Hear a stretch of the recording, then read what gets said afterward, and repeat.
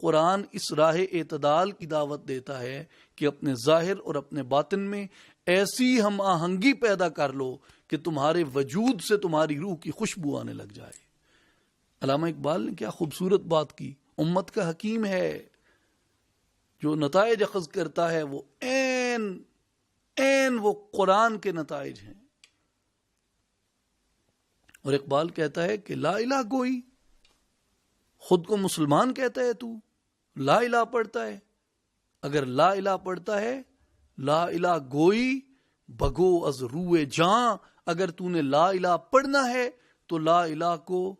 اپنی روح کی زبان کے ساتھ پڑھ، لا الہ کو اپنی روح کی زبان کے ساتھ پڑھ،